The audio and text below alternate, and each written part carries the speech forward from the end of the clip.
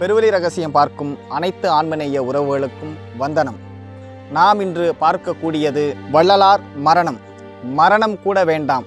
வள்ளலார் படுகொலை உண்மையா பொய்யா? வள்ளலார் என்று போற்றப்படும் சிதம்பரம் ராமலிங்கம் என்பவர் யார்? கருணை இரக்கம் என்றாலே மக்கள் மத்தியில் வள்ளலார் நினைவுக்கு வருவது ஏன்? எத்தனையோ மகான்கள், ஞானிகள், சித்தர்கள், முத்தர்கள் இருக்க ஏன் அரசாங்கம் வள்ளலாரை கொண்டாடுகிறது? காலம் காலமாக துறவிகள் காவியை அணிந்த போது 18ஆம் நூற்றாண்டின் இடைவெளியில் வெள்ளை ஆடையை ஏன் அணிந்தார்? சரி, வள்ளலார் மரணத்தை ஏற்றுக்கொண்டாரா அல்லது மரணத்தை எதிர்த்து வென்றாரா?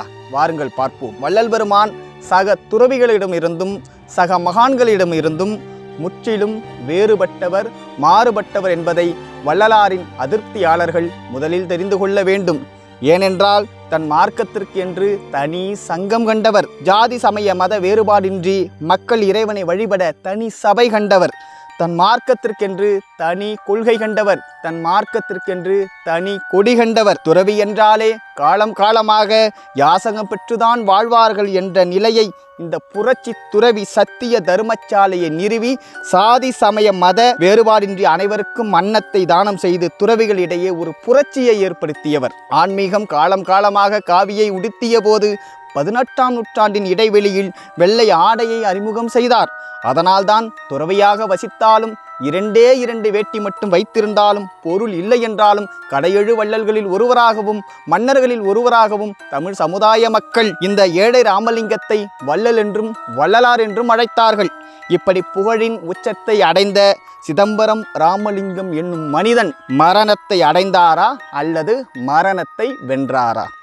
5ஆம் தமிழ் சங்கம் எனும் ஒரு அமைப்பு திருவருட்பிரகாச வள்ளலார் மரணம் கூட அடையவில்லை, அவரை எரித்து படுகொலை செய்தார்கள் என்கிறார்கள். வள்ளல் பெருமான் ஒளியாக மாறினார்கள் என்று சொல்கிறார்கள். அதற்கு எந்த ஆதாரமும் இல்லை என்கிறார்கள். மேலும் 1874 ஜனவரி 30 அன்று வள்ளல் பெருமானால் காணாமல் போனார் என்ற தகவல் மட்டுமே இருக்கிறது, வேறு எந்த தகவலும் இல்லை என்கிறார்கள்.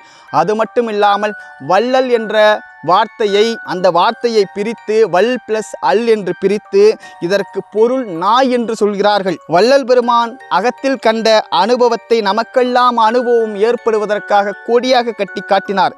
இதை கலை அறிவை மட்டும் வைத்து வாழும் மருத்துவர்களை கொண்டு உதாரணம் காட்டுகிறார்கள். வள்ளல் பெருமானுக்கு யூத பிராமணர்கள்தான் கல்வியை கற்பித்தார்கள் என்கிறார்கள். ஒருமுறை பெருமானாரின் ஆடையின் மீது நெருப்பு கங்குகள் பட்டு ஆடைகள் எரியாமல் போனதை பார்த்து கிண்டலும் கேலியும் செய்கிறார்கள். எப்படி நூலாடை நெருப்பு பற்றாமல் போனது என்கிறார்கள். மேலும் ஒருமுறை பெருமானின் தேகத்தின் மீது மழைநீர் படாமல் போனதை ஏளனமாக பேசுகிறார்கள். வள்ளல் பெருமானை மேட்டுக்குப்பத்தில் உள்ள சித்தி வளாகத்திற்கு வர செய்தது யூத பிராமணர்களின் சூழ்ச்சிதான் என்கிறார்கள்.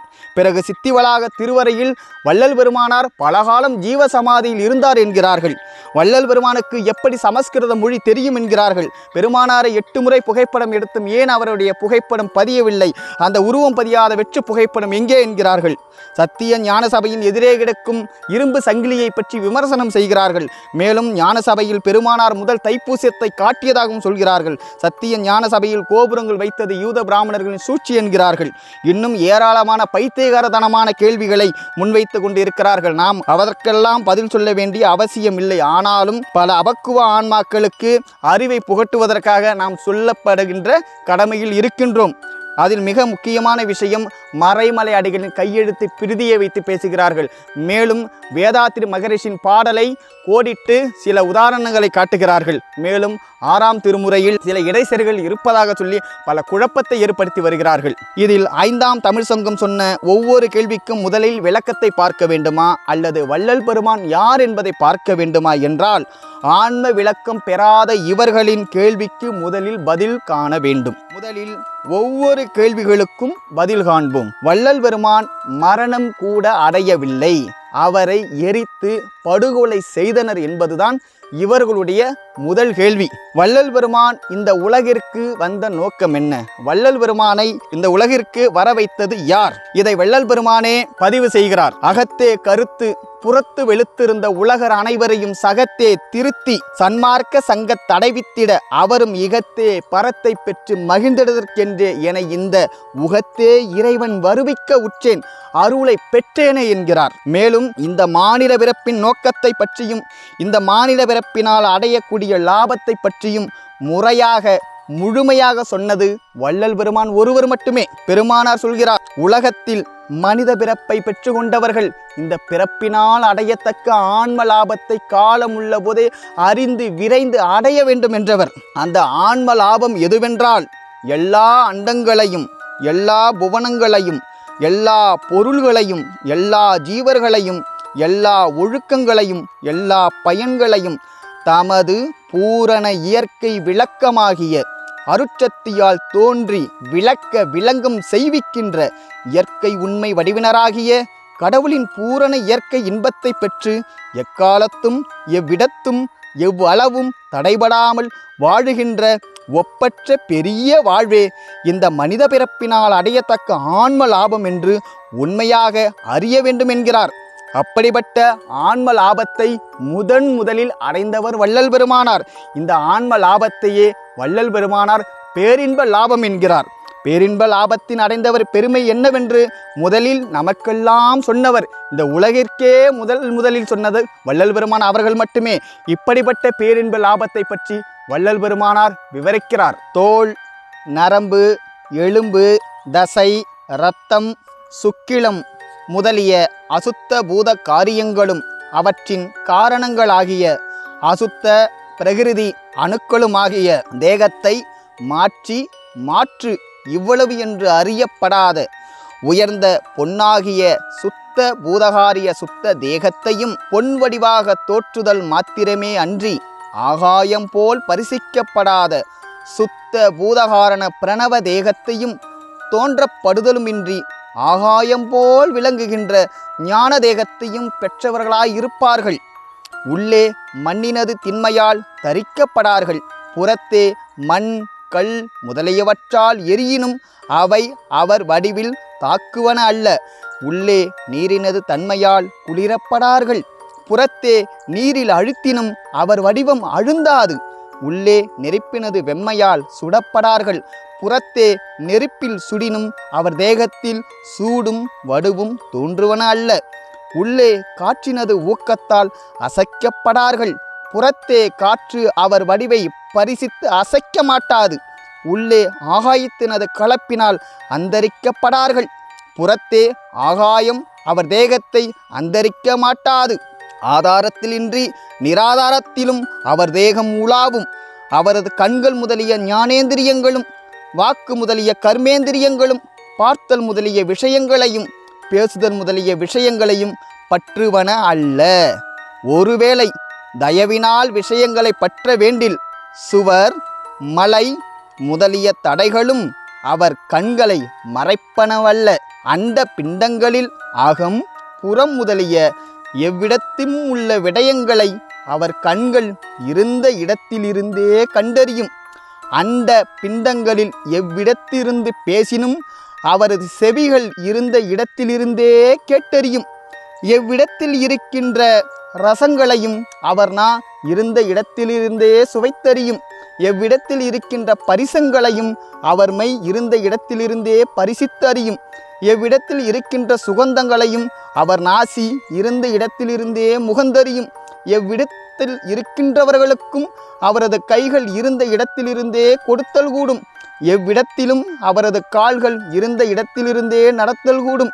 அவரது வாக்கு எவ்விடத்தில் இருக்கின்ற எவ்வவர்களோடும் இருந்த இடத்திலிருந்தே பேசுதல் கூடும். மற்ற இந்திரியங்கள் இருந்த இடத்திலிருந்தே எவ்விதத்தும் ஆனந்தத்தில் கூடும். அவரது மனமுதலான கரணங்கள் எப்படிப்பட்ட விஷயங்களையும் பற்றுவன அல்ல. தயவினால் பற்றத் தொடங்கில் எல்லா உயிர்களது எல்லா சங்கற்ப விகற்பங்களையும் ஒரு நிமிடத்தில் ஒருங்கே நினைத்து விசாரித்து நிச்சயித்து கொள்ளும். அவர் அறிவு ஒன்றையும் சுட்டறியாது. தயவினால் சுட்டறிய தொடங்கில் எல்லா அண்டங்களையும் எல்லா உயிர்களையும் எல்லா பண்புகளையும் எல்லா அனுபவங்களையும் எல்லா பயன்களையும் ஒருங்கே ஒரு நிமிடத்தில் சுட்டறியும். அவரது நிர்குணத்தாவார்கள் அல்லது தாமச, ராசச, சாத்விக முதலிய முக்குணங்களாலும் உள்ளே விகாரப்படார்கள். புறத்தே அவரது குணங்கள் கரணங்களை பற்றுவனல்ல. அதாவது புறத்தே அவரது குணங்கள் மனதை பற்றுவனல்ல. உள்ளே பிரகிருதியினால் மூடப்படார்கள். புறத்தே அவரது பிரகிருதி குணங்களை பற்றுவனல்ல. உள்ளே கால தத்துவத்தால் வேற்றுமைப்படார்கள். புறத்தே காலத்தால் அவரது திருமேனி தடைபடாது. உள்ளே நியதி அளவால் அளக்கப்படார்கள். புறத்தே நியதியால் அவரது திருமேனி வரையப்படாது. அன்றி காலம், வித்தை, ராகம், புருடன் முதலிய மற்ற தத்துவங்களும் தத்துவ காரியங்களும் அவர்களுக்கு இல்லை. முக்கியமா அவர்கள் மாயையால் பேதப்படார்கள்.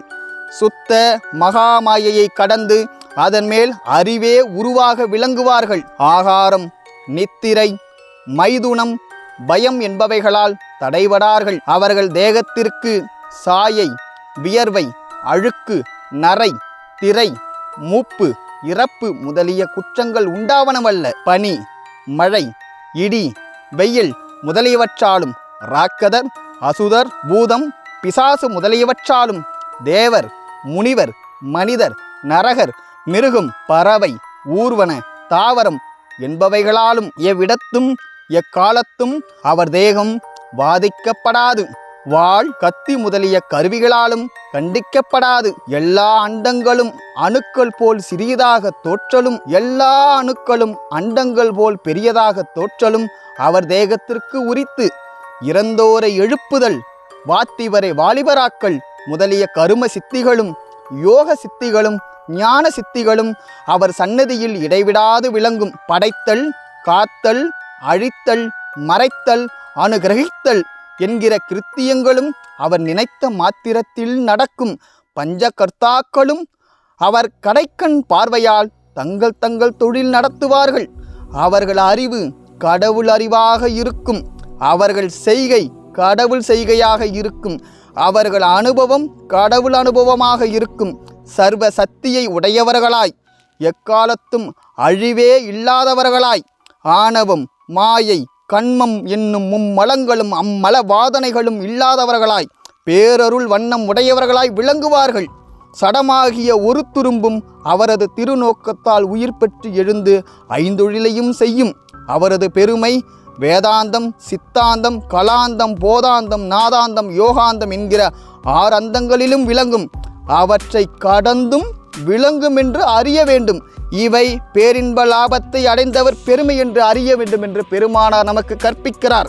இப்படிப்பட்ட பேரின்ப லாபத்தை அடைந்தவர்தான் நம் வள்ளல் பெருமானார். இந்த பேரின்ப லாபத்தை பற்றி பெருமானார் விவரித்தது மட்டுமில்லாமல் இந்த பேரின்ப லாபத்தை அடைந்தவரின் பெருமையை மிக அழகாக சொல்கிறார். அப்படிப்பட்ட பேரின்ப லாபத்தை அடைந்தவர்தான் பெருமானார். இதை பல பாடல்களிலும் விவரிக்கிறார். காற்றாலே, புவியாலே, ககனம் அதனாலே, கனலாலே, புனலாலே, கதிராதியாலே, கூற்றாலே, பிணியாலே, கொலை கருவியாலே, கோளாலே, பிறர் இயற்றும் கொடும் செயல்களாலே, வேற்றாலே, எஞ்சான்றும் அழியாத விளங்கும் மெய் அளிக்க வேண்டுமென்றேன். அதாவது அப்படிப்பட்ட உடல் அளிக்க வேண்டுமென்றேன். விரைந்தளித்தான் எனக்கே. ஏற்றாலே இழிவன நீர் நினையாதீர் உலகீர் எந்தை அருட்பெரும் ஜோதி இறைவனை சார்வீரே என்கிறார். மேலும் இன்னொரு பாடலில் நோவாது நோன்பு எனைபோல் நோன்றவரும் எஞ்சான்றும் சாவா வரம் எனைப்போல் சார்ந்தவரும் தேவா நின் பேரருளை எனைப்போல் பெற்றவரும் எவ்வுலகில் யார் உளார் நீ சற்றே அறை என்கிறார். இறைவனுக்கு சவால் விட்டு காட்டுகிறார். மேலும் இன்னொரு பாடலில் சிவமாக்கி கொண்டான் என்று ஊதூது சங்கே, சிற்றம்பலத்தான் என்று ஊதூது சங்கே, நவநோக்களித்தான் என்று ஊதூது சங்கே, நான் அவனானேன் என்று ஊதூது சங்கே என்கிறார். எத்தனை பாடல்! மேலும் இன்னொரு பாடலில் அருட்சோதி பெற்றோம் என்று சின்னம் பிடி, கொடிகட்டி கொண்டோம் என்று சின்னம் பிடி, கூத்தாடுகின்றோம் என்று சின்னம் பிடி, தானே நான் ஆனேன் என்று சின்னம் பிடி, சத்தியம் சத்தியம் என்று சின்னம் பிடி என்கிறார். மேலும் இன்னொரு பாடலில் சிவமே பொருள் என்று தேற்றி என்னை சிவவேலிக்கேறும் சிகரத்தில் ஏற்றி சிவமாக்கி கொண்டது பாரீர் திரு சிற்றம்பலத்தே திருநட ஜோதி, தங்கோல் அளவென கோதி சுத்த சமரச சத்திய சன்மார்க்க நீதி, செங்கோல் அளித்தது பாரீர் திரு சிற்றம்பலத்தே திருநட ஜோதி என்கிறார். இன்னொரு பாடலில் ஓத உளவா ஒரு தோழன் தொண்டருளன் சாதல் ஒழித்து என்னை தானாக்கி பூதலத்தில் ஐந்தொழில் செய்யென்றே அருட்சோதி கோலளித்தான், வெந்தொழில் போய் நீங்க விரைந்து என்கிறார். இன்னொரு பாடலில் சாதல் எனுமோர் சங்கடத்தை தவிர்த்து என் உயிரில் தான் கலந்த காதல் அரசே, நிந்தனக்கு கைமாறு ஏதி கொடுப்பேனே என்கிறார். இதுவரை யாருமே சொல்லாத மிக பகிரங்கமான ஒரு வார்த்தையை பெருமானார் கையாளுகிறார். சாதல் பிறத்தல் என்னும் பிறவி சட்டத்தை கிழித்து எறிந்தேன் என்கிறார். இத்துடன் மட்டுமில்லாமல் இந்த செய்தியை பெருமானார் அருட்பெரும் ஜோதி அகவலிலும் பல இடங்களில் குறிப்பிடுகிறார். என்னையும் பணிகொண்டு இரவா வரமளித்து அன்னையில் உவந்த அருட்பெரும் ஜோதி என்றும் மாய்ந்தவர் மீட்டும் வருநெறி தந்திதை இதை ஆய்ந்திடு என்றுரைத்த அருட்பெரும் ஜோதி என்றும் நீடுக நீயே நீள் உலகு அனைத்து நின்று ஆடுக என்றென் அருட்பெரும் ஜோதி என்றும் சாவா நிலையிது தந்தனம் உனக்கே ஆவா என அருளிய அருட்பெரும் ஜோதி என்றும் மாண்டு உடலா வகை வந்து இளம் காலையே ஆண்டு கொண்டு அருளிய அருட்பெரும் ஜோதி என்றும் தன்வசமாகிய தத்துவம் அனைத்தையும் என்வசமாக்கிய என்னுயிர் தந்தையே என்கிறார். தத்துவ கடவுளாக இருக்கின்ற மூவர்கள், ஐவராதிகள், கர்த்தாக்கள், மூர்த்திகள், ஈஸ்வரன், பிரம்மம், சிவம் முதலானவர்கள் இப்போது வள்ளல் பெருமானின் வசம் இருக்கிறார்கள். அதனால்தான் பெருமானார் சொல்கிறார், எனது கடைக்கண் பார்வையால் பஞ்ச கருத்தாக்கள் தங்கள் தொழிலை நடத்தி கொண்டு இருக்கிறார்கள் என்று. மேலும் அதே அருட்பெரும் ஜோதி அகவலில் பெருமானார் 2 வரியில் சொல்கிறார், தன் கையில் பிடித்த தனி அருட்சோதியை என் கையில் கொடுத்த என்றனி தந்தையே என்கிறார். எப்படிப்பட்ட பெருமையை அடைந்தவர் வள்ளல் பெருமானார். வள்ளல் பெருமானார் ஒரு இடத்தில் சொல்கிறார், இந்து வேத ஆகமங்களில் மாத்திரம்தான் ஏம சித்தி, தேக சித்தி, ஞான சித்தி, சாகா கல்வி முதலியவை சொல்லி இருக்கின்றது. மற்ற எந்த சமயங்களிலும் மேற்படி சித்திகளையும் சாகாத கல்வியையும் சொல்லவில்லை. ஒருவேளை அப்படி இருக்கிறதாக காணப்படுமாகில் அது இந்து வேதாகமங்களில் சொல்லி இருப்பது ஏகதேசங்கள் என்பது உண்மை என்கிறார். அப்படிப்பட்ட சாகா கல்வி 43 படிநிலைகளாக இருக்கின்றது. இதில் முதல் நிலை அனுபவத்தை பெற்று கொண்டவன் பிரம்மன். அவனது ஆயுட்காலம் ஒரு கற்பம். இப்படி 43 நிலைகளிலும் ஏறி அனுபவத்தை பெற்றவன் காலம் கடந்தவன், காலாதீதன். இப்படிப்பட்ட சாகா கல்வியையே பெருமானார் தூக்கி தூர போட்டு இது நித்தியமல்ல அனித்தியம் என்று மரணமில்லா பெருவாழ்விற்கு அறைகூவல் விடுத்தவர். மரணமில்லா பெருவாழ்வில் வாழ்ந்திடலாம் கண்டீர் புனைந்துரையேன் பொய்ப்புகளின் சத்தியம் சொல்கின்றேன் என்றவர். அப்படிப்பட்டவரை 5ஆம் சிறங்கு சொறிபடி சங்கம் எரித்து படுகொலை செய்தனர் என்கிறார்கள். வள்ளல் பெருமானின் அனுபவம் எதுவரை செல்கிறது என்று இந்த 5ஆம் சிறங்கு சொறிபடைக்கு தெரியுமா? பெருமானார் ஒரு இடத்தில் சொல்கிறார், மன்றில் நடம் புரிவது நீயோ அல்லது நானோ என்கிறார். அதாவது ஆன்மாவின் உள்ளே, எல்லா ஆன்மாவின் உள்ளே இறைவன் திருநடனம் புரிகின்றார் என்பது எல்லோருக்கும் தெரிந்ததுதான். ஆனால் வள்ளல் பெருமானுடைய அனுபவம் எதுவரை செல்கிறது என்றால், மன்றில் நடம் புரிவது நீயோ அல்லது நானோ என்கிறார். அதாவது இப்ப எல்லா ஆன்மாவிற்குள்ளேயும் வள்ளல் பெருமானும் திருநடனம் புரிகின்றார் என்பதுதான் இதன் பொருள். அதனால்தான் பெருமானார் சித்தி அடைவதற்கு முன்னால் இப்போது உடம்பில் இருக்கின்றோம், இனி எல்லா உயிருக்குள்ளேயும் உடம்புக்குள்ளேயும் புகுந்து கொள்வோம் என்றார். இவர்களுடைய 3வது கேள்வி என்னவென்றால், வள்ளல் என்ற வார்த்தையின் பொருளை வல் பிளஸ் அல் என்று பிரித்து இதற்கு நாய் என்று பொருள் வைக்கிறார்கள், நாய் என்று பெயர் சூட்டுகிறார்கள். பாண்டியன் தாத்தா என்ன இலக்கணத்தில் மேதையா? இலக்கணம் என்றால் இந்த கூட்டத்திற்கு என்னவென்று தெரியுமா? நீங்கள் பேசுகின்ற தமிழ் மொழி எங்கிருந்து வரப்பட்டது, யாரால் கொண்டு வரப்பட்டது, எந்த உலகங்களிலிருந்து நமக்கு வழங்கப்பட்டது, எந்த பச்சத்தாரால் நமக்கு கொடுக்கப்பட்டது என்று ஏதாவது தெரியுமா? நமக்கெல்லாம் கிடைத்து இருக்கின்ற மிக பழமையான இலக்கண நூல் தொல்காப்பியம். இதை இயற்றியது தொல்காப்பியர். அந்த தொல்காப்பியருக்கே இலக்கணத்தை கற்பித்தது அகத்திய மாமுனிவர். அந்த அகத்திய மாமுனிவன் இயற்றியது 5 இலக்கண நூல், தொல்காப்பியன் இயற்றியது 3 இலக்கண நூல். இதையெல்லாம் உனக்கு தெரியுமா? அகத்தியன் தந்த 5 இலக்கண நூலும் தொல்காப்பியன் தந்த 3 இலக்கண நூலும் தமிழில் புணர்ச்சி இருவகைப்படும் என்கிறது. அது இயல்பு புணர்ச்சி என்றும் விகார புணர்ச்சி என்றும் சொல்லுகின்றது. அதுவே புணர்ச்சியின் போது மாற்றம் நிகழ்ந்தால் அது விகார புணர்ச்சி என்கிறது.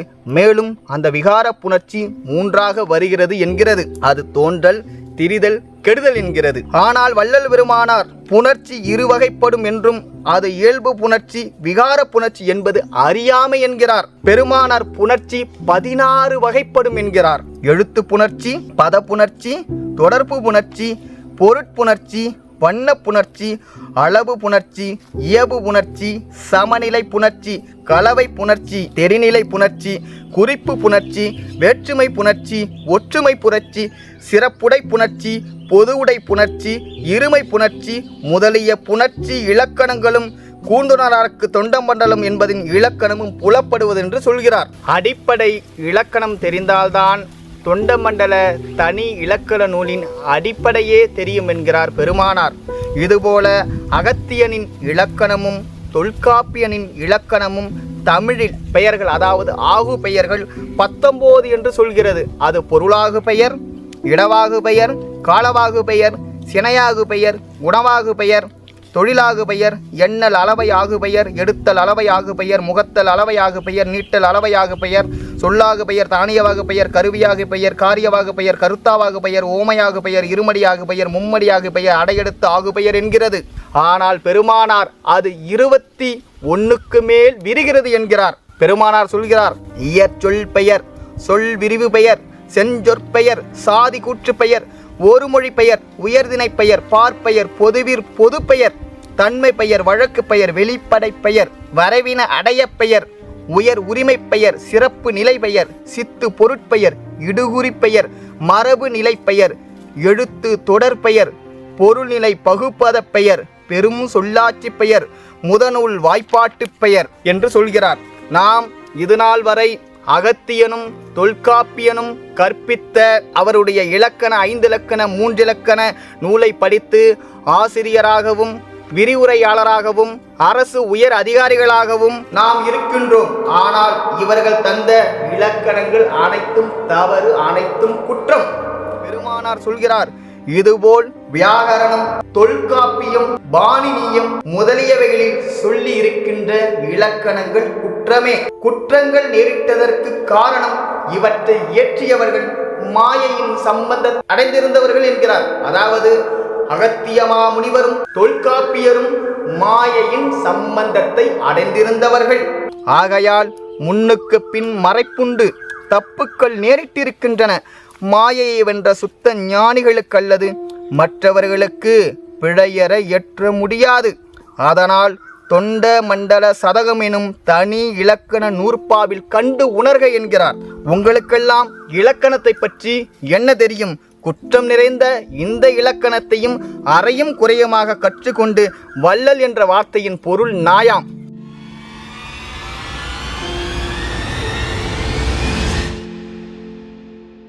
வள்ளல் பெருமான் அவருடைய ஒழுவில் ஒடுக்கத்தில் வள்ளல் என்ற வார்த்தைக்கு உண்மை பொருளை விவரிக்கிறார்.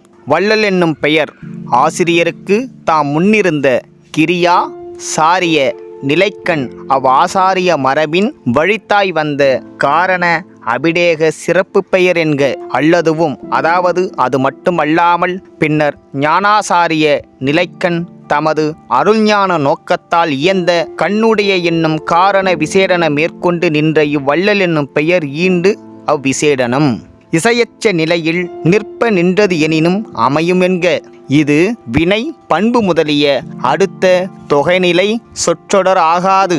தொகாநிலையாய் தனை தொடர் பயனிலை அண்மை பொருள் உணர்ச்சி இன்றி இடையிட்டு நிற்கே தான் செய்யுள் முதற்கண் தனித்திருந்த மையின் ஆற்றலின் இன்றாலோ எனினின் அற்றன்று கொடை மடங்குறித்த குணம் காரணமாக வந்த இவ்வள்ளல் எனும் பெயர் தன் உறுப்புகளுக்கு கொடை, குணம், புகழ், அழகு, வளமென்னும் நல்வகை குறித்த பல்பொருட்பகுதியாக வன்மையெனும் முதல் உறுப்பான ஆசிரியருக்கு குளவாய அக்கொடை முதலிய அருட்குணங்களை குறிப்பிற் புலப்பட விரித்தலின் பொருளாற்றல் உண்டென்க. அல்லதுவும் இப்பெயர் உயர் பொருட்கிடனாய் உடனிலை கூட்டாய் ஒரு நெறி அசைத்ததாய் ஓரினம் தழுவி பல்வகை குறிப்பிற் படர்ந்து முற்று இயல்பு வண்ண பெருஞ்சொல்லாக நிற்றலின் சொல்லாற்றலும் உண்டென்க.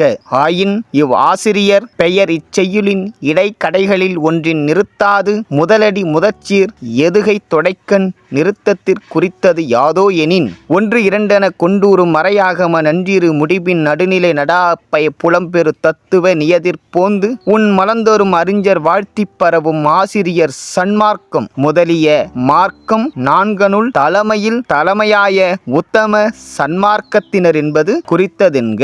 பிற்காலத்தில் தொழுவூர் வேலாயுதனார் வள்ளல் பெருமானுக்கு வள்ளலார் என்ற பெயரை சூட்ட பெருமானார் அதற்கு மறுப்பு தெரிவித்து வள்ளல் என்ற வார்த்தைக்கு பொருள் விவரிக்கும் போது தொழுவூர் வேலாயுதனார் அதிர்ந்து போனார். பிறகு பெருமானார் தன்னை ராமலிங்கம் என்றே அழைக்க வேண்டும் என்றார். பெருமானார் சொல்லுவார், வள்ளல் என்ற வார்த்தைக்கு தகுதி உடையவர் ஆண்டவர் ஒருவர் மட்டுமே. அதனால்தான் பெருமானார் வல்லால் உன்னை பாட பாட வாய் மணக்குதே, வஞ்ச வினைகள் என விட்டோடி தலை வணக்குதே என்று பாடியிருப்பார். தான் பாடிய 6000ற்கும் மேற்பட்ட பாடலில் 68 பாடலில் ஆண்டவனை வள்ளல் என்ற வார்த்தையை கொண்டு பாடியிருப்பார். இப்போது வள்ளல் பெருமானும் ஆண்டவனும் வேறு வேறு அல்ல, இரண்டு பொருளும் ஒன்றுதான். பெருமானுக்கு வள்ளலார் என்ற பெயர் சரியாக பொருந்தும். ஆயிரம் காலமாக வள்ளல் என்ற வார்த்தையின் பொருளே கொடைத்தன்மைதானே. பிழையற்ற இலக்கணம் கற்க வேண்டும் என்றால் வள்ளல் பெருமானின் தனி இலக்கணமான தொண்ட மண்டல சதகத்தில் கற்றுக்கொள்ளுங்கள். அப்போதாவது இந்த 5ஆம் சிறங்கு சொறிபடைக்கு அறிவு விளங்குதான் என்று நாம் பார்க்கலாம். மறைமலை அடிகளாரின் தமிழ் ஆய்வு தெரிந்த உங்களுக்கு வள்ளல் பெருமானின் தொண்ட மண்டல சதகத்தின் தனி இலக்கணத்தின் சிறப்பை பற்றி தெரியாமல் போனதுதான் உங்கள் அறியாமையின் உச்சம்.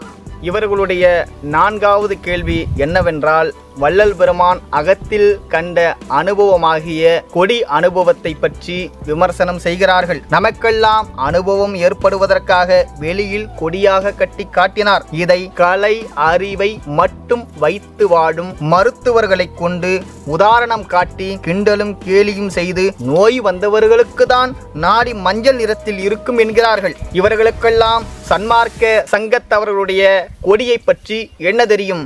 பெருமானார் இதை விவரிக்கிறார்.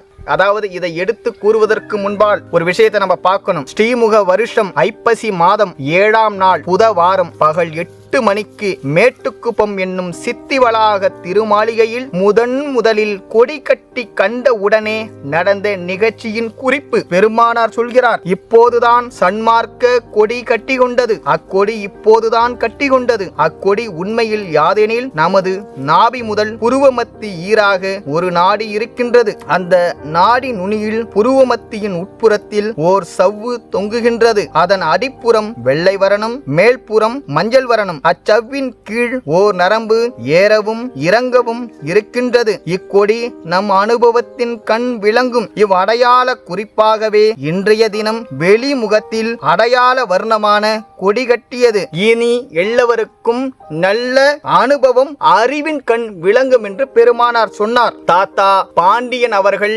ஒன்றை நல்லா தெளிவாக தெரிந்து கொள்ள வேண்டும். விஞ்ஞானம் தனது எல்லையை எதுவரை நீட்டி இதற்கு மேல் என்னால் செயல்பட முடியாது என்று தடுமாறுகிறதோ அப்போதுதான் மெய்ஞானம் தன்னுடைய வேலையை தொடங்குகிறது.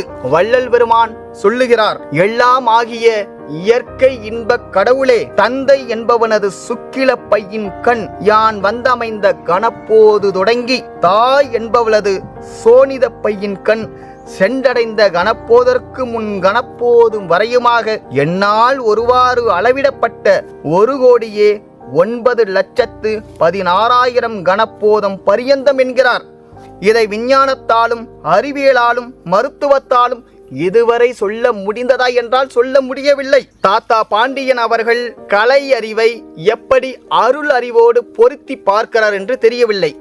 மருள் அறிவு அதிகமாக இருந்தால் இப்படி கேணத்தனமாக பொருத்தி பார்க்க தான் தோன்றும். மேலும் பெருமானார் சொல்கிறார், ஏமம் கனகம் என்பது சூரியனை குறிக்கின்றது. பெருமானார் சொல்லி 150 வருடம் கழித்துதான் நாசா சூரியனிலும் சூரிய கதிர்களிலும் பொன் இருப்பதை தங்கம் இருப்பதை ஏற்றுக்கொண்டது. மேலும் சசியினிடத்தில் ரஜிதம் இருக்கிறது என்கிறார். சசி என்றால் நிலவு, ரஜிதம் என்றால் வெள்ளி. கடைசியாக ஆய்வு மேற்கொண்ட இஸ்ரோவின் சந்திராயன் நிலவில் வெள்ளி தாது அதிகமாக இருப்பதை உறுதிப்படுத்தி உள்ளது. பெருமானார் என்ன இஸ்ரோவிலும் நாசாவிலும் பணிபுரிந்தவரா? மிக நுட்பமான விமானங்களும் ராக்கெட்டுகளும் ஏவியவரா? பிறகு எப்படி அண்டத்தில் உள்ளதையும் பிண்டமாக நமது உடலில் உள்ளதை அனைத்தையும் புட்டு புட்டு புட்டு வைக்கிறார்?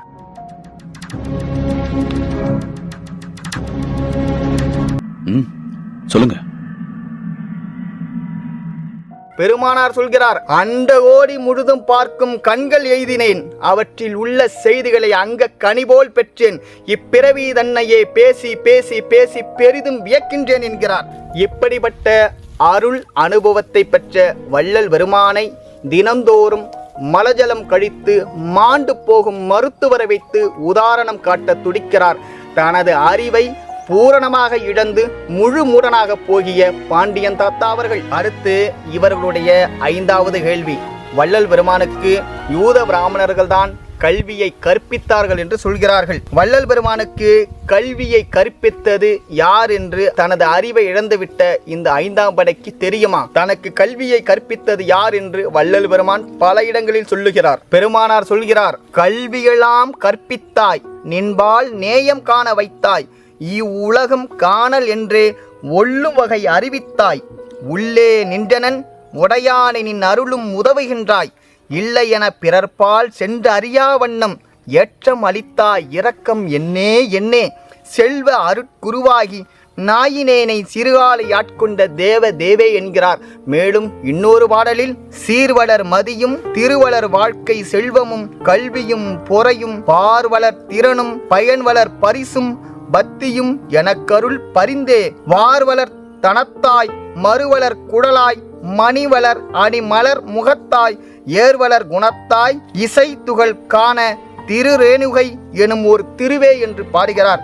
இன்னொரு பாடலில், காரண காரிய கல்விகள் எல்லாம் கற்பித்து என் உள்ளே கலந்து கொண்டு என்னை நாரணர் நான்முகர் போற்ற மேலேற்றி நாதாந்த நாட்டுக்கோர் நாயகனாக்கி என்று பாடுகிறார். மேலும் இன்னொரு இடத்தில், கற்றது நின்னிடத்தே கேள்வி கேட்டது நின்னிடத்தே என்று சொல்லுகிறார். இத்துடன் இல்லாமல் அருட்பெரும் ஜோதி அகவலிலும் இந்த செய்தியை மிக ஆழமாக பெருமானார் பதிவு செய்கிறார். ஓதாது உணர்ந்திட ஒளியளித்து எனக்கே ஆதாரமாகிய அருட்பெரும் ஜோதி என்றும், ஓதி ஓதாமல் உறவு அளித்த ஆதியிரு இல்ல அருட்பெரும் ஜோதி என்கிறார். உலகியல் கல்வி மட்டும் இல்லாமல் பரலோக ஒழுக்கமாகிய சாகா கல்வியையும் இறைவன் தனக்கு கற்பித்ததை பல இடங்களில் பெருமானார் சொல்கிறார். கற்றதென்னும் சாகாத கல்வி என்று கண்டுகொண்டேன், அற்புத சிற்றம்பலத்தில் அன்பு வைத்தேன் ஐயா என்றும், கல்வியும் சாகாத கல்வியும் மழியாத செல்வமும் அளித்த சிவமே சிவமே என்றும், சாகா கல்வியின் தரமெல்லாம் கற்பித்தே காக்கர பொருள் இந்த சற்குருவே என்றும், சாகா கல்வியின் தரமெல்லாம் உணர்த்தி சாகா வரத்தையும் தந்து மேன்மேலும் என்றும், ஏகாத கல்விதான் சாகாத கல்வி என்றே காதலால் சொன்னீர் வாரீர், வேகாத காலினரே வாரீர் வாரீர் என்று பாடுகிறார். இப்போது தெளிவாக தெரிந்திருக்கும் வள்ளல் பெருமானுக்கு கல்வியை கற்பித்தது யார் என்று. இவர்களுடைய 6வது கேள்வி என்னவென்றால், பெருமானின் ஆடையின் மீது நெருப்பு கங்குகள் பற்று எப்படி அந்த நூலாடை எரியாமல் போன ஒரு விஷயத்தை பற்றி தான் இவர்கள் முன்வைக்கிறார்கள். மேலும் அதற்கு வாய்ப்பு இல்லை என்கிறார்கள். பேரின்ப லாபத்தை அடைந்தவரின் பெருமையை பற்றி இவர்களுக்கு தெரிந்திருந்தால் இந்த ஐயம் இவர்களுக்கு வந்திருக்காது. இந்த லாபத்தை அடைந்தவர்களுக்கு, அதாவது பேரின்ப லாபத்தை அடைந்தவர்களுக்கு உள்ளே நெருப்பினது வெம்மையால் சுடப்படார்கள், புறத்தே நெருப்பில் சுடினும் அவர் தேகத்தில் சூடும் வடுவும் தோன்றுவனல்ல. சரிப்பா, அவருடைய தேகத்தின் மீது தான் சூடு வடுவும் தோன்றாது, எப்படி அந்த நூலாடை மீது நெருப்புகள் பட்டு அந்த நூலாடை எரியாம போச்சுன்ற ஒரு கேள்வி வைக்கிறாங்க. பெருமானார் ஒரு இடத்தில் சொல்கிறார், நான் போர்த்திருக்கின்ற போர்வை ஐந்தொழிலை செய்யும் என்கிறார். ஐந்தொழிலை செய்வதற்கு ஐவராதிகளின் தேவை இருக்கும் போது பெருமானுடைய போர்வையே ஐந்தொழிலை செய்யும் என்றால்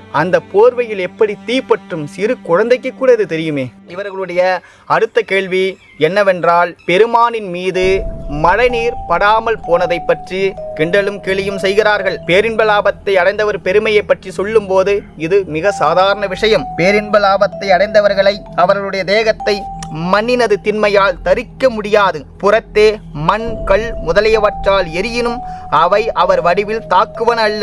உள்ளே நீரினது தன்மையால் குளிரப்படார்கள். புறத்தே நீரில் அழித்தினும் அவர் வடிவம் அழுந்தாது.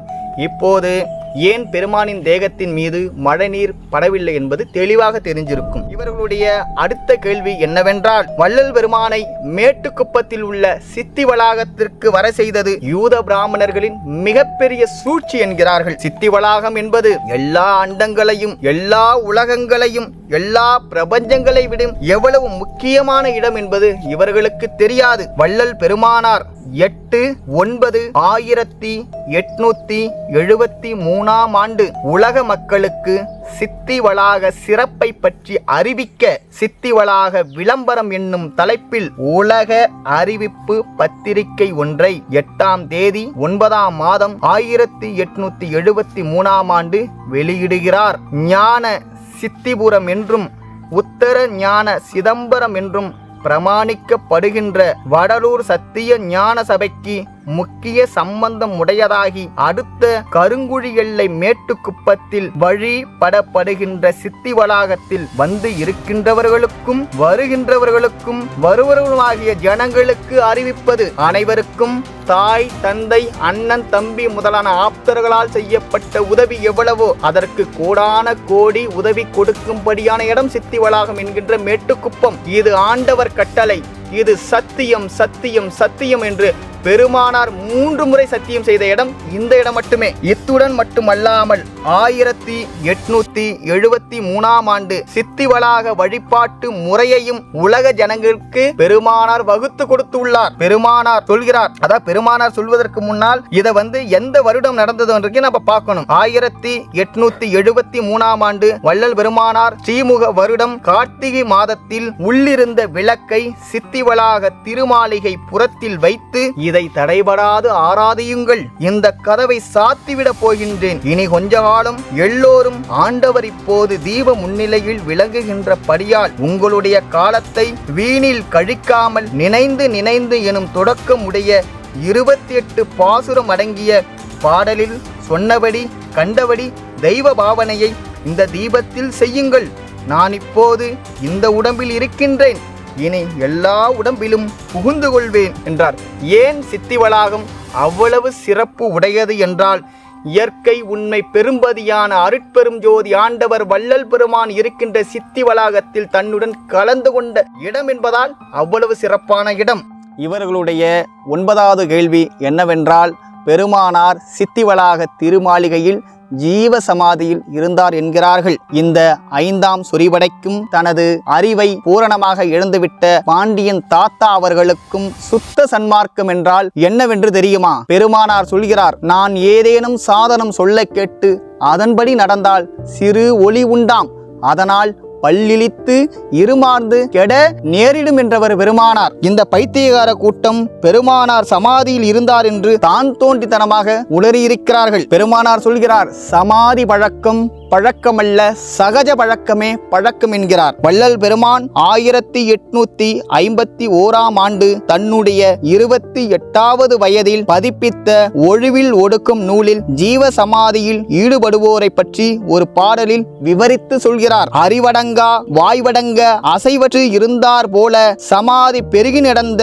குருட்டும் நஞ்சறிந்தி பாடூர் கிடந்த குழி புக்கினும் கேடு என்கிறார். இந்த பாடலின் பொருள் என்னவென்றால், நமது அறிவால் அடங்காத பிராண வாயுவை நமது இச்சையின்படி உள்ளடக்கி அதனோடு அசைவற்று சமாதி ஆவது என்பது ஒரு குருடன் நஞ்சை அறிந்து பாழுங்கணற்றில் விழுவதை விட மிகவும் மோசமானது வேறு எதுவும் இல்லை என்கிறார். இவையெல்லாம் எதுவும் தெரியாமல் பெருமானார் ஜீவ சமாதியில் இருந்தார் என்று சொல்லுகிறார்கள். இந்த சமாதி பழக்கத்தை 28 வயதிலேயே மிக கடினமாக கண்டித்தவர், கண்டனம் செய்தவர் வள்ளல் பெருமானார். இதையெல்லாம் தெரியாமல் இதையெல்லாம் படிக்காமல் 5ஆம் தமிழர் சங்கம் உளறுகிறது. ஏதோ அந்த 5ஆம் தமிழர் சங்கத்தில் இருக்கின்றவர்களுக்கு தான் அறிவு விளக்கமில்லாமல் உளறுகிறது என்றால், பாண்டியன் தாத்தா அவர்களுக்கு வயதான காலத்தில் கொஞ்சமாவது அறிவு இருக்க வேண்டாமா? ஒரு சுத்த ஞானியை விமர்சனம் பண்ணுகின்றோம் என்கின்ற ஒரு அச்சுறுத்தல் இருக்க வேண்டாமா?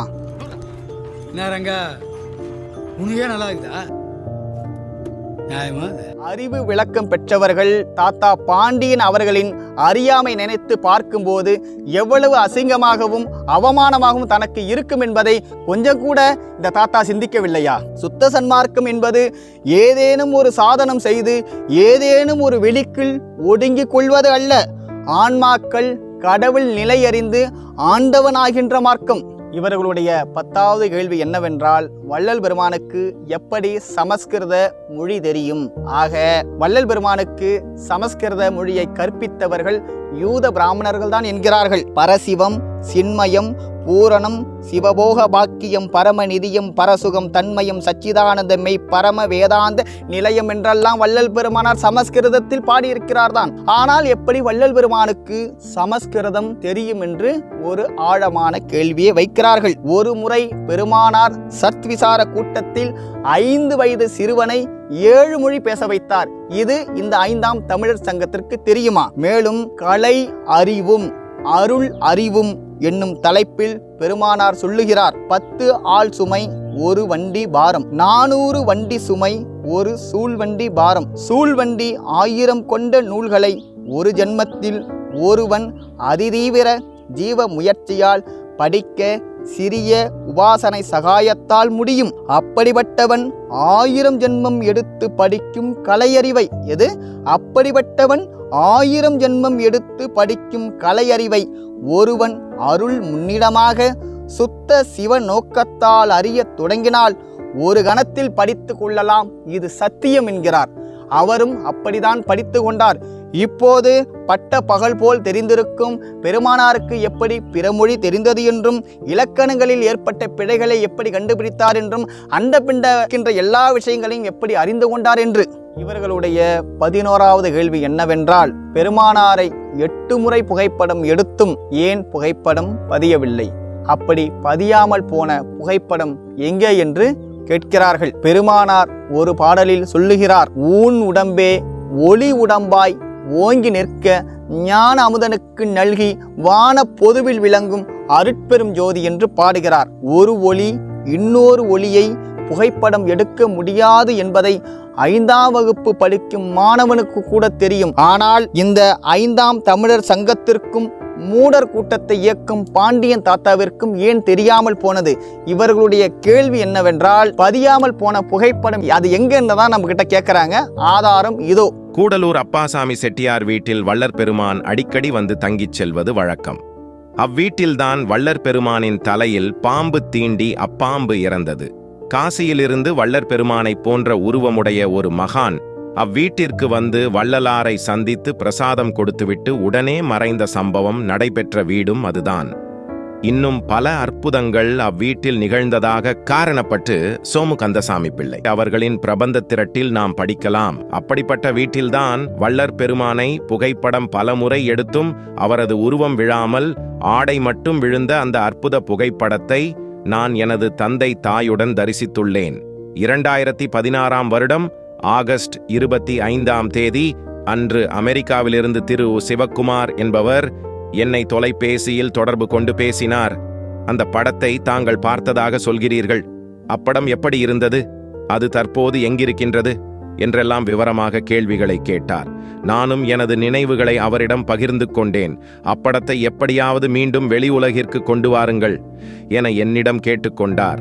நாங்கள் பார்த்த அப்படத்தின் நினைவுகள் எங்களை விட்டு என்றும் பிரியாது. அந்த நினைவுகளின் நிழலை அப்படியே பென்சிலால் அன்றே உடனே வரைந்து முடித்தேன். இப்படத்தினை பார்த்த எனது தாயார் அப்படத்தில் வள்ளலாரின் 2 கண்களில் மட்டும் லேசாக ஒளி பிரதிபலித்ததாக கூறினார்கள். எனக்கு அப்படி பார்த்ததாக நினைவு இல்லை. நான் பார்த்தது வெறும் கருமை நிறம் மட்டுமே. ஒருவேளை நான் மறந்திருக்கவும் வாய்ப்பிருக்கின்றது. வள்ளலாருடன் யாரும் அருகில் இல்லை. அவர் மட்டுமே தனியே நிற்பதாக அப்புகைப்படம் உள்ளது. மேலும் அவரின் பின்புறமும் ஒரே கருமை நிறமாகவே காணப்பட்டது. ஒருவேளை சுவற்றின் முன்புறம் நின்று அப்புகைப்படம் எடுத்திருக்கலாம் என நினைக்கின்றேன். இப்படிக்கு DM ராமலிங்கம். இவர்களுடைய 12வது கேள்வி என்னவென்றால், சத்திய ஞான சபையை சுற்றி கிடக்கும் சங்கிலியை பற்றி விமர்சனம் செய்கிறார்கள். மேலும் இவர்கள் சொல்லுகின்ற மிக அற்புதமான பொய் என்னவென்றால், முதல் தைப்பூசத்தை வள்ளல் பெருமான் காட்டினார்கள் என்று பச்சையாக புழுவுகிறார்கள். சத்திய ஞான சபையில் இந்து ஆலயங்கள் போல கோபுரங்கள் வைத்தது யூத பிராமணர்களின் சூழ்ச்சி என்கிறார்கள். சத்திய ஞான சபையில் வள்ளல் பெருமானார் இரும்பு சங்கிலியை அமைக்கவில்லை. வள்ளலாரின் சன்மார்க்க கொள்கை என்னதென்று தெரியாத பின் வந்த சமயவாதிகள் செய்ததுதான் அந்த சங்கிலி. அடுத்து ஞான சபையில் வள்ளல் பெருமானார் முதல் தைப்பூசத்தை காட்டியதாக பச்சையாக கொஞ்சம் கூட கூச்சமில்லாமல் வெக்கமில்லாமல் பொய் சொல்லுகிறார்கள். ஒரு உண்மையை நாம் நிச்சயம் தெரிந்து கொள்ள வேண்டும். பெருமானார் கேட்கிறார், ஆண்டவர் வருகைக்கு நாம் என்ன செய்ய போகிறோம்? ஒரு சிறிய குடிசையாவது போடுங்கள் என்று சொன்னார். அங்கிருந்த பொருளாளிகள் விசேஷ பொருள் செலவு செய்து பெருமானார் திட்டமிட்டபடி, அவர் காட்டியபடி, அவரின் குறிப்பின்படி ஒரு அலங்காரமான கட்டடத்தை கட்டினார்கள். இதில் ரொம்ப முக்கியமான விஷயம் என்னன்னா, இந்த கட்டடத்தை பெருமானார் கண்ணால் கூட பார்த்ததில்லை. அந்த கட்டிடம்தான் சத்திய ஞான சபை. சத்திய ஞான சபையில் இந்து ஆலயங்கள் போல கோபுரங்கள் அமைத்தது யூத பிராமணர்களின் சூழ்ச்சி என்கிறார் தாத்தா பாண்டியன் அவர்கள். அது யூத பிராமணர்களின் சூழ்ச்சி அல்ல தாத்தா.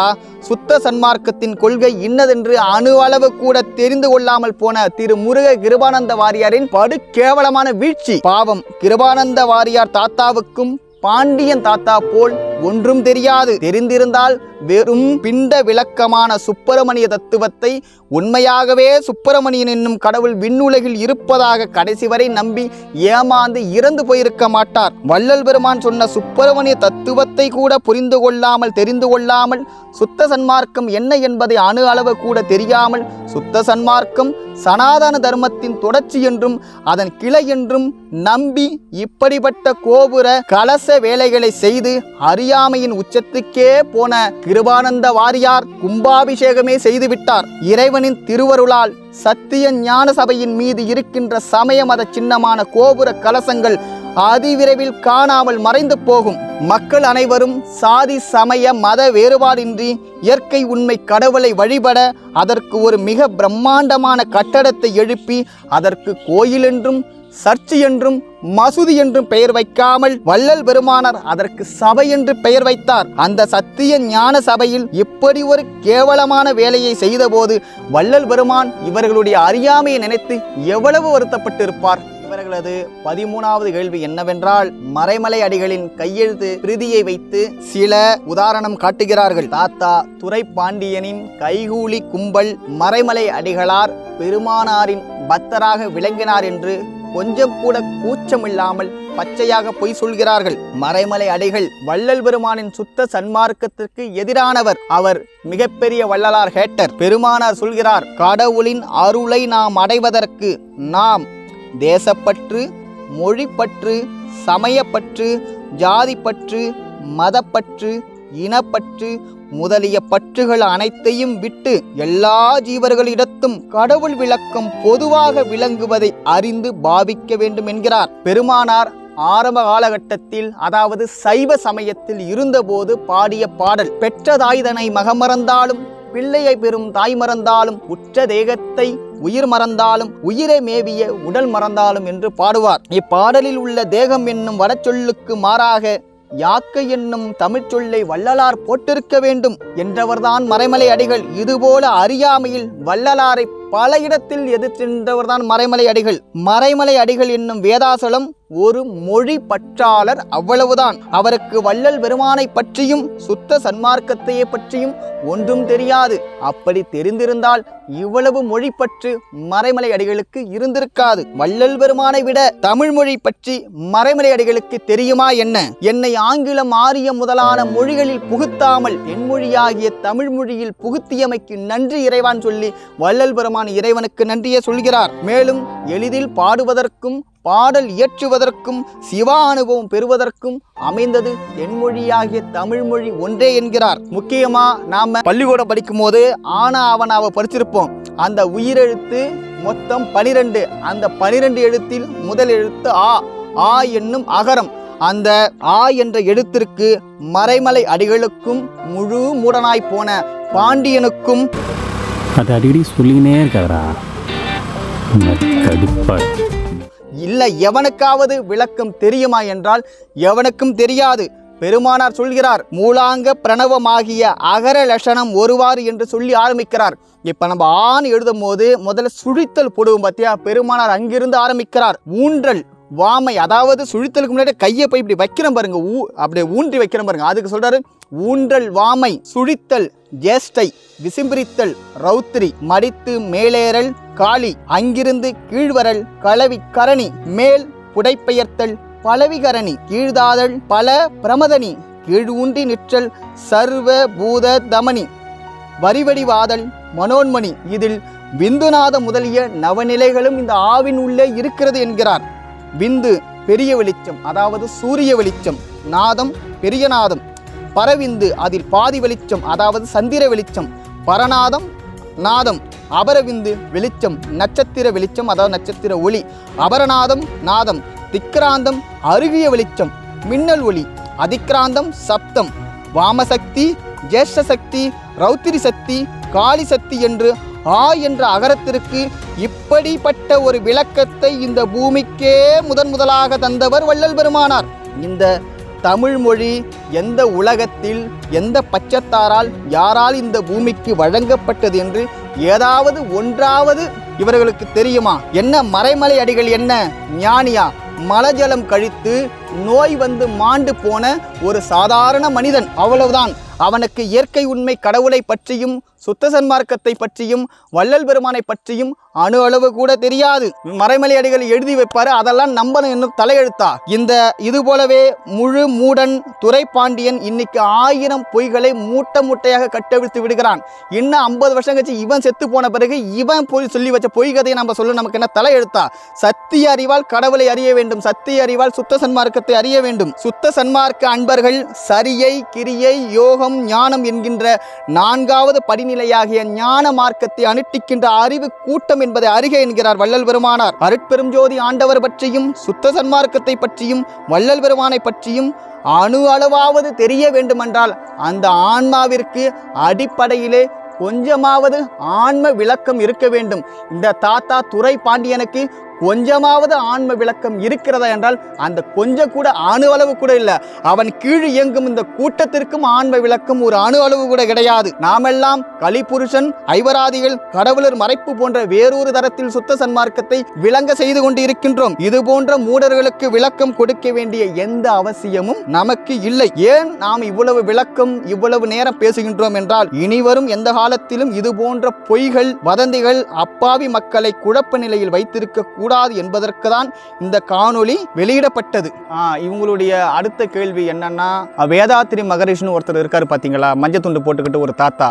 அவர் தன்னுடைய ஞான களஞ்சியம் என்னும் நூலில் வள்ளலார் இறந்து விட்டார் என்று பதிவு செய்திருக்கிறார் என்று ஒரு காரணத்தை காட்டுறாங்க. வேதாத்திரி மகரிஷி அவர்கள் என்னை பல ஆண்டுகளாக வள்ளல் பெருமான் வழி நடத்தினார் என்று சொன்னார். உண்மையிலே வள்ளல் பெருமான் தான் உன்னை வழி நடத்தினார் என்றால் வள்ளல் பெருமான் என்ன சொல்றாங்க?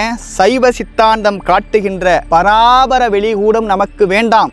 ஏனென்றால் அந்த பராபர வெளி 100வது சதுர யுகத்தில் கரைந்துவிடும் என்கிறார். ஆனால் பிரம்ம வெளிக்கு கீழ் இருக்கின்ற வெட்ட வெளிக்கும் மனவெளிக்கும் எங்களையெல்லாம் புகுந்து சொல்ல நீ கற்பிக்கிறாய். இதுதான் வள்ளல் பெருமான் உன்னை வழிநடத்திய விதமா? வள்ளல் பெருமானார் அருட்பெரும் ஜோதி அகவலில் முட்டைவாய் பயிலும் முழு உயிர் திரள்களை அட்டமே காத்தருள் அருட்பெரும் ஜோதி என்கிறார். ஆனால் நீ எங்களையெல்லாம் முட்டை சாப்பிட சொல்லி கட்டாயமாக கற்பித்து இருக்கிறாய். உன்னுடைய ஞான களஞ்சியம் அதே பாடலில், அதை தெளிவாக ஸ்கிரீன்ல வைக்கிறேன் பாருங்க.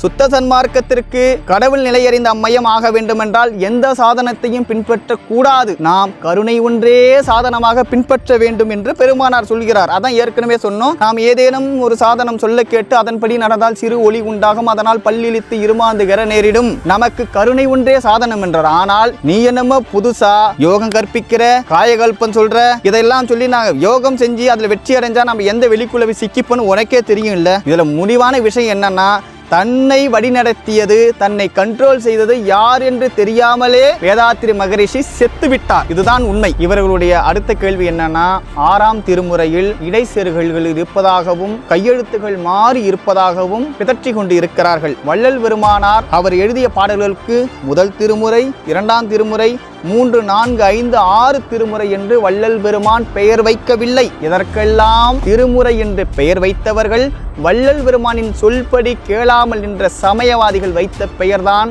6ஆம் திருமுறை 5ஆம் திருமுறை. பெருமானார் திருவருட்பா என்று கூட சொல்லியிருக்க மாட்டார், தான் பாடியிருக்கின்ற பாடல் என்றும் பாசுரங்கள் என்றுதான் சொல்லியிருப்பார். அதே 6ஆம் திருமுறையில் சைவ சமய பாடல்கள் ஏராளமாக இருக்கிறது. பரசிவம் சின்மயம் என்றும் பரசிவத்தை பற்றியும் அன்புருவாம் பரசிவமே என்று சமய பாடல்கள் இருக்கிறது. அப்போது இருந்தவர்கள் இதை தொகுக்க தெரியாமல் சமய பாடல்களை தொகுத்து வைத்திருக்கிறார்கள். இதே 2ஆம் திருமுறையிலேயும் அருட்பெரும் ஜோதியை பற்றியும் மரணமில்லா பெருவாழ்வை பற்றியும் இருக்கிறது. அப்போது இருந்தவர்கள் தொகுக்க தெரியாமல் தொகுத்து வைத்ததுதான் இந்த பிரச்சனைகளுக்கு காரணம். நமக்கு அறிவு இருக்குது இல்லையா, நம்ம படிக்கும்போது தெரியும் இது சமய சார்ந்த பாடலாச்சு. அப்போது இந்த பெரியவர்கள் கலந்து விட்டார்கள். அதேமாரி வள்ளல் பெருமான் பல ஆண்டுகளாக பாடல் எழுதியவர். அப்போது அவர்களுக்கு ஒவ்வொரு நிலை இருக்கும்போது ஒவ்வொன்று எழுதினார். இதனால் நமக்கு எந்த குழப்பமும் நமக்கு தேவையில்லை. சுத்த சன்மார்க்கத்திற்கு அடிப்படை வேறே அருட்பெரும் ஜோதி அகவல் தான். மீதும் அருட்பெரும் ஜோதி ஆண்டவரை பற்றி ஐயா பாடிய பாசுரங்களும் பாடல் தான் நமக்கு முக்கியம்.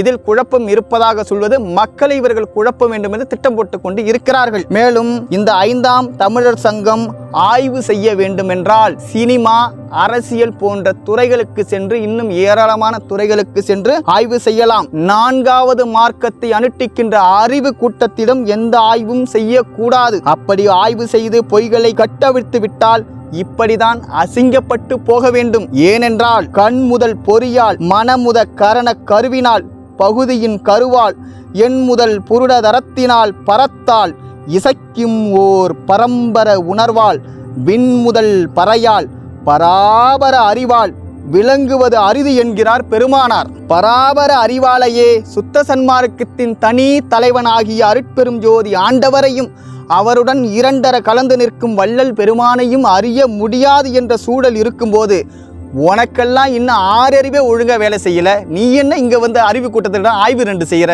மேலும் இதுபோல் பொய்களையும் வதந்திகளையும் பரப்பி மக்களை குழப்பி பணம் சம்பாதிக்கலாம் என்று நினைத்தால் 5ஆம் தமிழர் சங்கத்தின் வாள் ஒட்ட நறுக்கப்படும் என்று எச்சரிக்கை செய்கிறேன்.